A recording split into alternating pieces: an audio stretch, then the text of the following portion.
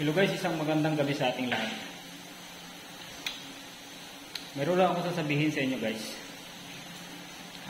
Kaninang around 5 PM, habang nagkaklase ako, nahack yung aking cellphone. So,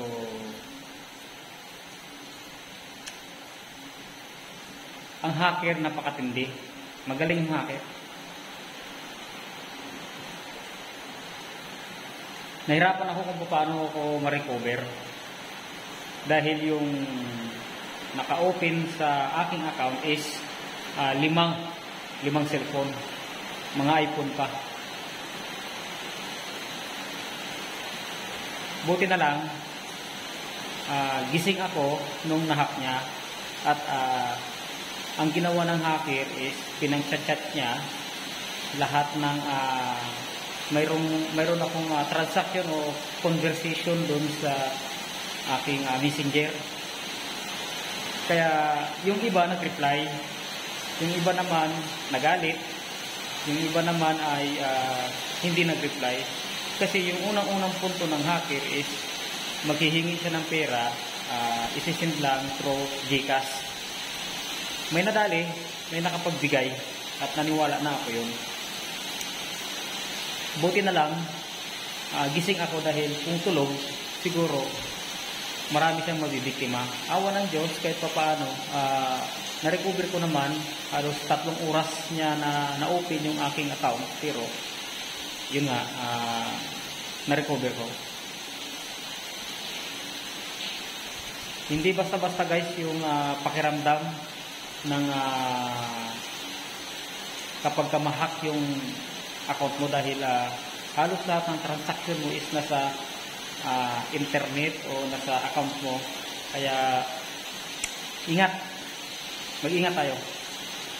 Huwag tayo basta-basta mag-fake ng mga nagpa-pop up dyan sa ating Facebook o sa may mag-message sa atin. At huwag tayo basta-basta maniwala sa mga nagchat-chat sa atin, lalo't na hindi natin kakilala at wala tayong transaction sa kanya. So, sa hacker naman, lumaban ka ng parehas.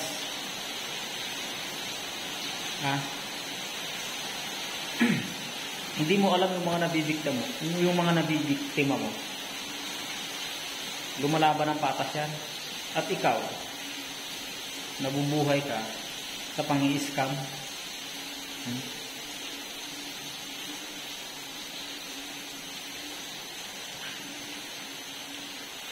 Sana mapakinabangan mo pa yung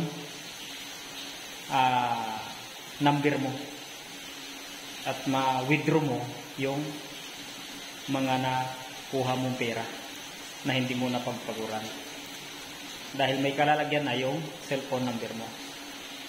Ayos. Respect lang yan.